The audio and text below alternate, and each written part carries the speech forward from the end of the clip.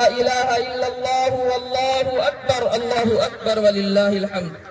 محترم سامعین، خطبہ عید الفطر، سب سے پہلے ہم تمام کو اللہ رب العزت کا شکر ادا کرنا چاہیے کہ اللہ نے ہمیں یہ موقع دیا، ہماری زندگیوں میں برکت عطا فرمائی کہ ہم نے رمضان کے روزے بھی رکھے اور آج کے دن کو بھی ہم نے پا لیا۔ شکرانے کے لیے ہم نے 2 رکعت نماز ادا کی۔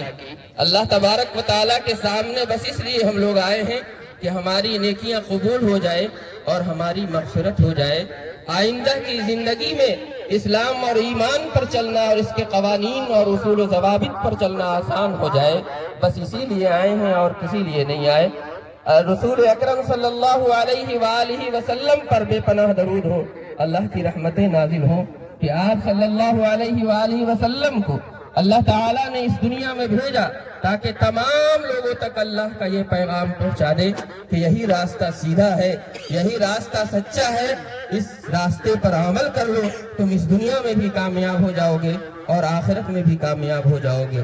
اس کے بعد آنے والے جتنے علماء کرام ہیں، جتنے ائمہ اعظام ہیں، اور وہ تمام لوگ جس نے اللہ سے اپنا واسطہ کر لیا، جس نے رسول اکرم صلی اللہ علیہ وسلم سے اپنا واسطہ کیا، جس نے قرآن پر اور پچھلی کتابوں پر ایمان رکھا، جس نے تمام فرشتوں پر ایمان رکھا، جس کا آخرت پر یقین ہے، اس قبر کی زندگی پر یقین ہے، ان تمام لوگوں کو جو اس دنیا سے جا چکے، اے اللہ اپنی رحمتوں کے سائے میں رکھ۔ اگر وہ تیرے عذاب میں ہیں تو ان کی بخشش فرما، اور اگر وہ بخشائے ہیں تو ان کے درجات کو بلند فرما۔ پھر تمام جتنے لوگ یہاں موجود ہیں اور جہاں تک آواز جا رہی ہے، ہم تمام اپنے لیے دعا کرتے ہیں کہ اللہ تبارک و تعالی ہماری نیکیوں کو قبول فرما لیجئے گا۔ اللہ ہمیں بخش دیجئے گا، ہمیں آئندہ زندگی میں اسی پر قائم رکھیے گا، اور جب ہمیں موت دیجئے گا تو ایمان پر موت دیجئے گا۔ جب ہمیں قبر میں اتاریے گا تو اللہ تبارک و تعالی وہاں سکون عطا کیجئے گا، وہاں جہنم کی کھڑکیوں کے بجائے جنتوں کی کھڑکیاں کھول دیجئے گا۔ اے اللہ جب بھی ختم ہو، قیامت قائم ہو، اے اللہ اس کی حساب و کتاب لیجئے گا تو ہمارا نامہ اعمال ہمارے داہنے ہاتھ میں دیجئے گا، ہم سے آسان حساب و کتاب لیجئے گا۔ اے اللہ جب پل صراط پر سے ہمیں گزاریے گا تو آسان سے گزار دیجئے گا۔ جب حوض کوثر پر سے ہمارا گزر ہو، رسول اکرم صلی اللہ علیہ وسلم کا دیدار کرائیے گا، ان کے ہاتھوں سے حوض کوثر کا پانی پلوا دیجئے گا۔ اے اللہ تبارک و تعالی جب ہماری نیکیاں اس دن قبول ہو جائے، ہم حساب میں پاس ہو جائیں،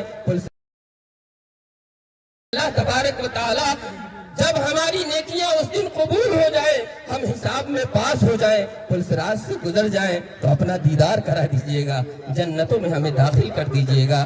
اللہ اس دعا کو قبول فرما لیجئے۔ محترم حاضرین، سامعین خطبہ جمعہ، ہم اس بات سے واقف ہیں کہ اللہ تعالیٰ نے یہ جو 1 مہینے کی پریکٹس کرائی ہے، اس کے لیے صرف ایک لفظ کا استعمال کیا ہے، اور وہ لفظ ہے تقویٰ کا، وہ لفظ ہے تقویٰ کا، وہ لفظ ہے تقویٰ کا۔ اور قرآن کریم کی دوسری سورہ جسے ہم سورہ بقرہ کہتے ہیں، وہاں سے جب قرآن کریم شروع ہوتا ہے وہاں پر اللہ تعالیٰ نے ہمیں یہ ہدایت دی، اس قرآن سے وہی ہدایت حاصل کر سکتا ہے، وہی سیدھے اور سچے راستے کو پا سکتا ہے جس کے اندر تقوی کی صفت ہے، جس کا دل نرم نہیں، جس کے دل میں صحیح کی تلاش نہیں، جس کا دل نفرتوں سے بھرا ہے، جس کے دل کے اندر گندگیاں بھری ہے، جس کے ذہن کے اندر غلاظتیں بھری ہے، وہ تمام کے تمام اس قرآن سے ہدایت حاصل نہیں کر سکتے۔ اسی لیے اس قرآن کی نصیحت کو پانے کے لیے اور اس قرآن کی نصیحت پر عمل کرنے کے لیے تمام مومنین کو اپنے دل کو پاک کر لینا چاہیے، اور جب ہمارا دل اور ذہن پاک ہو جائے گا، قرآن کریم کی تلاوت کریں گے۔ قرآن کریم میں ایک آیت اللہ تعالیٰ نے اتاری کہ ہمارے مومن بندے جب اس قرآن کریم کو سنتے ہیں یا پڑھتے ہیں تو ان کے دل کے اندر اللہ کا خوف ایسا پیدا ہوتا ہے کہ وہ کپ کپا اٹھتے ہیں اللہ کے سامنے گرگرانے والوں کی طرح ان کی زندگیاں ہو جاتی ہیں اور ان کی حالت ہو جاتی ہے، وہ بے قرار اور بے چین ہو جاتے ہیں۔ بالکل اسی طرح جس طرح نبی امی پر جب اقرا بسم ربک الذی خلق کی آیتیں غار حرا میں اتری تو وہ نبی جو کئی دنوں سے جاتا تھا اللہ کو پانے کے لیے، جب حضرت جبرائیل آ کر یہ کہتے ہیں کہ تو پڑھ، آپ صلی اللہ علیہ وسلم 3 مرتبہ انکار کرتے ہیں۔ حضرت جبرائیل اپنے سینے سے انہیں لگاتے ہیں اور کہتے ہیں پڑھ، تو آپ صلی اللہ علیہ وسلم نے یہ 5 آیتیں پڑھی۔ قرآن کریم کا پڑھنا اتنا آسان نہیں، قرآن کریم کا سننا اتنا آسان نہیں، یہ کوئی معمولی کتاب نہیں ہے، یہ اتنی بابرکت کتاب ہے کہ وہ نبی جسے نبوت عطا کی گئی، جو تمام نبیوں کا سردار ہے، اس سے اچھا اور افضل کوئی نبی نہیں۔ وہ نبی کی حالت اس 5 آیتوں کو سننے کے بعد ایسی ہو گئی کہ ان پر بے چینی طاری ہو گئی، کپ کپا اٹھے جیسے کہ کسی کو شدید بخار ہو، اور اس بخار میں جو سردی ہوتی ہے ہمیں کمبل پر کمبل اڑایا جاتا ہے لیکن ہماری سردی ختم نہیں ہوئی۔ ایسے ہی رسول اکرم صلی اللہ علیہ وسلم پر جب یہ آیتیں نازل ہوئی، آپ کپ کپا اٹھے، آپ پریشان ہو گئے، لیکن اماں خدیجہ رضی اللہ تعالی عنہ کے پاس جب آئے، آپ نے تسلی دی، آپ نے کہا کہ آپ کو اللہ برباد نہیں کرے گا، اس لیے کہ آپ ایسے نہیں ہیں، آپ اچھے انسان ہیں، آپ بیواؤں کو، آپ یتیموں اور مسکینوں کے ساتھ اچھا برتاؤ کرتے ہیں، اللہ آپ کو برباد نہیں کرے گا۔ اللہ تعالیٰ کی یہ آیتیں جب نازل ہوئی تو نبی کی یہ حالت ہے، مومن کی یہ حالت بتائی گئی کہ اس کی کیفیت بھی بدل جاتی ہے۔ اگر قرآن کریم کی آیت کو سن کر ہمارے دل کی کیفیت نہ بدلے تو ہمیں اپنے ایمان کا جائزہ لینا چاہیے۔ وہ تمام نوجوان جو گانے سن کر کے نفرتوں کی طرف اپنے قدم کو بڑھا لیتے ہیں، غلاظتوں کی طرف اپنے قدم کو بڑھا لیتے ہیں، ان گانوں کا ان پر اثر ہوتا ہے، تبھی تو ان کے قدم برائیوں کی طرف چل پڑتے ہیں۔ قرآن کریم کا اثر ہوتا تو ان کے قدم ہدایتوں کی طرف چل پڑتے۔ اے نوجوانوں، تمہارے لیے فخر کی یہ بات نہیں ہے کہ طرح طرح کے بال کٹا لو، تمہارے لیے فخر کی یہ بات نہیں ہے کہ تم طرح طرح کے پھٹے ہوئے جینس پہنو، تمہارے لیے فخر کی بات یہ نہیں ہے کہ تم جیسے چاہو اپنی زندگی گزارو، تمہارے لیے فخر کی یہ بات نہیں ہے کہ جس طرح سے چاہو پہنو، جس طرح سے چاہو اپنی تعلیم کو جاری رکھو۔ ہر چیز میں اللہ تعالیٰ نے نصیحتیں دی ہیں، اللہ تعالیٰ نے ہدایتیں دی ہیں، اللہ تعالیٰ کے ان ہدایتوں پر ہمیں عمل کرنا چاہیے۔ ہمیں فخر ہونا چاہیے اسلام پر، یہ فخر ہونا چاہیے ہمیں اسلام پر، ایمان پر، اس کے پہناوے اور اوڑھانے پر۔ اسلام نے جیسے ہمیں کھانے کے لیے کہا ہے، ان کھانوں پر اور ان طریقوں پر ہمیں فخر ہونا چاہیے۔ اسلام نے ہمیں جس طرح سے سونے اور جاگنے کی نصیحتیں کی ہیں، ان پر ہمیں فخر ہونا چاہیے۔ اسلام نے جیسی ہمیں زندگی گزارنے کے لیے کہا ہے، ان پر ہمیں فخر ہونا چاہیے۔ محترم مسلمانوں، نوجوانوں، یہ عید اس لیے نہیں ہے کہ ہم طرح طرح کی خوشبو لگا لیں، یہ عید اس لیے نہیں ہے کہ ہم نئے نئے کپڑے پہن لیں۔ نئے کپڑے پہنے ہیں تو ہم یہ دیکھیں کہ کیا انہی کپڑوں کی طرح ہمارا دل بھی صاف ہے، کیا ہم جس طرح سے چلتے ہیں وہ تمام لوگ اسی طرح، جس طرح سے ہم طرح طرح کی خوشبو لگا کر کے آئے ہیں، ان کے ناک میں جب یہ خوشبو جاتی ہے تو انہیں اچھا محسوس ہوتا ہے۔ کیا ہم چلتے ہیں، کیا جب ہم چلتے ہیں اپنے سماج میں، اپنے گلیوں میں، اپنے پڑوسی کے پاس، اپنے دیش واسیوں کے پاس، تو کیا وہ بھی ہمیں دیکھ کر مچل اٹھتے ہیں، یا وہ ہمارے لیے بد دعائیں کرنے لگتے ہیں کہ یہ اس دھرتی کے اوپر سب سے گندا شخص ہے، ظالم شخص ہے، اس کے ظلم سے وہ لوگ کانپ اٹھتے ہیں؟ کیا ہم جب اپنے ہاتھ کو ظلم میں گندا رکھیں گے، اس ظالم ہاتھ کو جب اپنے رب کے سامنے اٹھائیں گے، تو کیا اللہ ہماری دعا کو قبول کرے گا؟ ظالموں کو ہنسنے والوں، سنو، سب سے پہلے اپنے آپ کو ظلم سے بچا لو، ظلم سے بچا لو، ظلم سے بچا لو۔ جب ہم ظالم کو خلاف بد دعائیں کرتے ہیں تو اپنے لیے بھی سوچنا چاہیے کہ ہم نے کس کس طرح سے ظلم کیا ہے، ہم کس کس طرح سے ظلم کرتے ہیں۔ جب ہم اپنے آپ کو ظلم سے نہیں بچا سکتے تو غزہ کے لیے آواز اٹھاتے ہیں، وہاں مجبور، پریشان، نہتے بچے لڑ رہے ہیں ایمان کے لیے، اسلام کے لیے۔ ہم نے پانی سے وضو کیا ہے، انہوں نے خون سے وضو کیا ہے۔ ہم نے یہ نئے نئے کپڑے پہنے ہیں، ان کے کپڑے مکمل بھی نہیں ہیں، پرانے کیا ان کے کپڑے مکمل نہیں ہیں، طرح طرح سے پھاڑ دیا گیا ہے، ان کے جسم صحیح سلامت نہیں ہے۔ ہمارے جسم تو صحیح سلامت ہے۔ وہ بچہ جن کا کان بھی مکمل نہیں، جن کی آنکھ بھی مکمل نہیں، جن کے سر کو بھی پھاڑ دیا گیا، جن کے ہاتھ کو توڑ دیا گیا، جن کے پیر کو توڑ دیا گیا، صرف اس وجہ سے کہ وہ اللہ وحدہ لا شریک پر ایمان رکھتے ہیں۔ اے مومنوں، تمہیں ان بچوں کا واسطہ کہ جس طرح سے تم بد دعائیں کرتے ہو ان ظالموں کے لیے، سب سے بڑا گفٹ ان بچوں کو، ان غزہ والوں کے لیے ہمارا یہ ہوگا کہ ہم سدھر جائیں، ہم نیکی کی طرف آ جائیں۔ جب تم نیکی तरफ आओगे उनको हौसला मिलेगा। यहाँ नेकियों का साथ देने वाला कोई है, लेकिन जब हम उनके लिए सिर्फ दुआएं करेंगे, जालिमों के लिए बद्दुआएं करेंगे और हम भी जालिमों के सफ में खड़े रहेंगे तो उन्हें फर्क नहीं आएगा। ऐ मोमिनो, अपने गुनाह से तौबा करो, अपने गुनाह से तौबा करो, अपने गुनाह से तौबा करो। यही जिंदगी असल जिंदगी नहीं है। इस बात पर फख्र करते हो, इस बात पर फख्र करते हो, हमारे सामने और आपके पीछे ये कब्रिस्तान है। आप में से बहुत सारे लोग यहाँ बड़े बुजुर्ग बैठे हुए हैं, आपने देखा है। गांव की सियासत को, गांव के वकार को, गांव की इज्जत को सब चले गए। क्या छोड़ करके गए? हमारा बाप भी चला गया। क्या छोड़ करके गया? वो जो छोड़ करके गया उस पर आंसू निकलता है कि उसने कम से कम रेहल से मारा और इस बात पर लगा दिया कि यही दीन, यही तुम्हारे लिए मुकम्मल अल्लाह ताला की नेमत है। इसी पर फख्र करना, इसको फैलाते रहना। यकीनन हम फैलाते रहेंगे और आखिरी दम तक फैलाते रहेंगे और अल्लाह से दुआ करते रहेंगे कि अल्लाह इस सीधे रास्ते पर हमें कायम रखियो। तमाम बच्चों के लिए हमें दुआ करनी चाहिए, अपने नस्ल को सुधारने, अपने नस्ल को सीधे और सच्चे रास्ते पर लगाने की हमें फिक्र होनी चाहिए। हम क्या करते हैं अपने बच्चों के लिए? क्या करते हैं अपने बच्चों के लिए? क्या कर रहे हैं अपने बच्चों के लिए, अपनी बच्चियों के लिए? वो बच्चियां जो बसों में चढ़ती हैं, उनके जिस्म के हर आज़ों को कहनियों से मारा जाता है। कोई जिस्म सटाता है, कोई हाथ सटाता है। वो कोचिंग जाती है, कोचिंग करके आती है। अपनी बेटियों की इज्जतों को बेचकर हम उन्हें तालीम दे रहे हैं, अपनी बेटियों के ईमान को बेचवा कर हम उन्हें तालीम दे रहे हैं। यकीनन तालीम देना भी जरूरी है, लेकिन ये मोमिन कौम को ये सोचना भी जरूरी है कि क्या हमसे हमारा ईमान तो नहीं छिन जा रहा है, क्या हमारी बेटियों की इज्जतें तो नहीं छिन जा रही हैं। अगर हमारी बेटियों का ईमान और इज्जत छीन लिया जाता है और ABCD पढ़ा दिया जाता है और 1 2 3 पढ़ा दिया जाता है, तो उस पढ़ने से अच्छा ये है कि हमारी बेटियों की इज्जत महफूज रहे।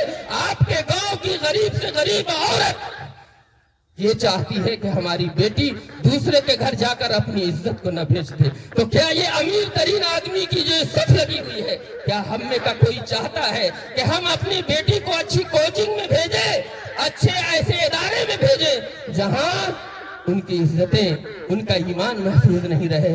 हमारे व्हाट्सएप पर, फेसबुक पर और ट्विटर पर, इंस्टाग्राम पर जामिया मिल्लिया की तस्वीरें वायरल हो गई कि उन्होंने साथ में इफ्तार भी किया, बाद में होलियां भी खेली। कौन इसे सिखाएगा?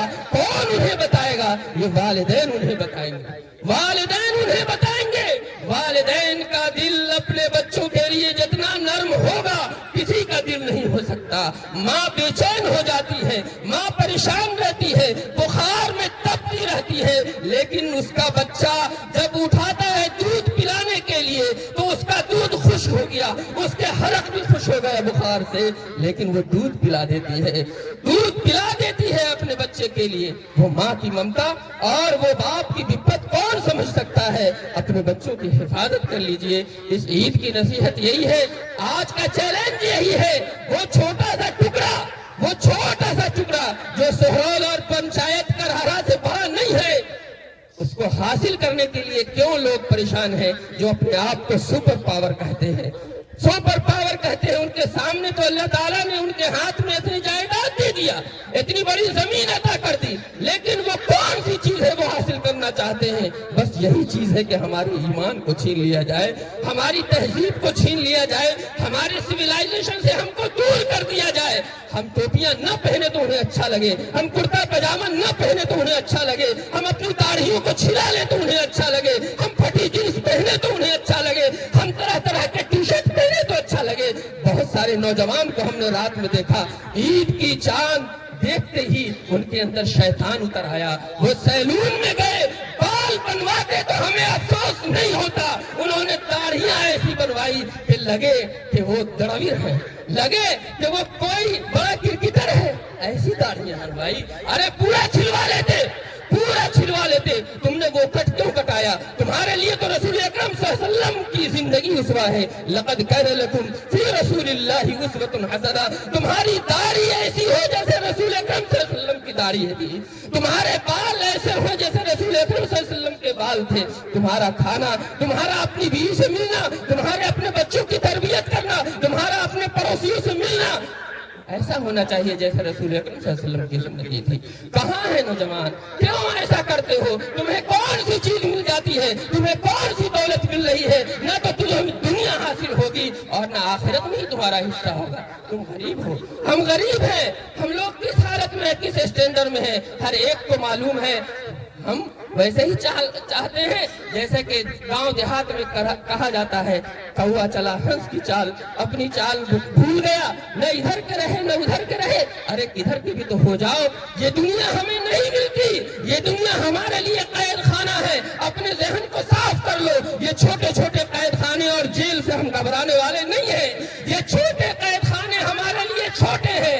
रसूल अकरम सल्लल्लाहु अलैहि वसल्लम की जबान से अल्लाह ताला ने तो पहले ही कहलवा दिया था कि ये दुनिया की जिंदगी मोमिनों के लिए कैद खाना है, ये दुनिया मोमिनों के लिए कैद खाना है और उन लोगों के लिए जन्नत है जो ये दुनिया कमाना चाहते हैं। अब ये दुनिया कमाना नहीं चाहते, इस दुनिया के अंदर आए हैं ताकि एक एक को पकड़ कर सही रास्ते पर ला दे। ये हमारी जिम्मेदारी है, इसके लिए मेहनत होनी चाहिए। और जब एक एक नौजवान इस बात के लिए मेहनत करने लगे कि एक एक को पकड़कर सही रास्ते पर ला दे, यहाँ से जुल्म खत्म हो जाएगा, नफरत खत्म हो जाएगा और बेवाओं की इज्जत लुटना खत्म हो जाएंगी। अल्लाह ताला हमें इन बातों पर अमल करने की तौफीक अता फरमाए, इन बातों पर अमल करने की तौफीक अता फरमाए। बस अपने बच्चों की सही तरबियत कीजिए, किसी के बहकावे में नहीं आइए।